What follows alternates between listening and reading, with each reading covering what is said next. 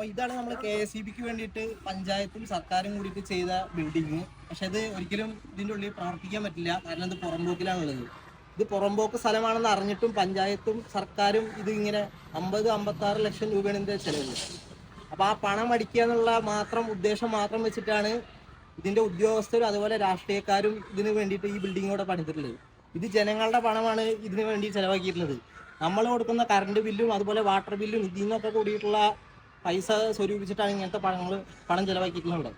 ഇതിനു വേണ്ടിയിട്ട് ഈ നാട്ടിലെ ജനങ്ങളെല്ലാവരും ശബ്ദം ഉയർത്തണം, അതാണ് എനിക്ക് പറയാനുള്ളത്.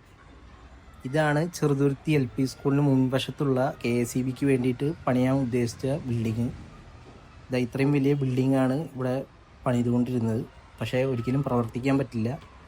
ഇത് ജനങ്ങളുടെ പണം കട്ടുമുടിക്കുക എന്നുള്ള ഉദ്ദേശം കൊണ്ട് മാത്രം സർക്കാരും ഇവിടുത്തെ രാഷ്ട്രീയ പാർട്ടിയും കൂടിയിട്ട് ചെയ്തതാണ്. ഇതെല്ലാം നാട്ടുകാരുടെ പണമാണ് നഷ്ടപ്പെടുന്നത്. വർഷങ്ങളായി ഭരിച്ചുകൊണ്ടിരിക്കുന്ന വള്ളത്തോൾ നഗർ ഗ്രാമപഞ്ചായത്തും ഇവിടുത്തെ CPMഉം അതുപോലത്തെ അതിനൊത്താശ ചെയ്യുന്ന ഗവൺമെൻറ് ഓഫീസർമാരുമാണ് ഈ കാശ് നഷ്ടപ്പെടുത്താനും അതിലൂടെ പണം കട്ടുമുടിക്കാനും മുന്നിൽ നിൽക്കുന്നത്. ഇതിനൊരു മാറ്റം വരണമെങ്കിൽ വരുന്ന പഞ്ചായത്ത് ഇലക്ഷനിൽ ഇതുപോലത്തെ രാഷ്ട്രീയ പാർട്ടികളെ മാറ്റി നിർത്തി പുതിയ രാഷ്ട്രീയ പാർട്ടികൾക്ക് ഇടം കൊടുക്കണം.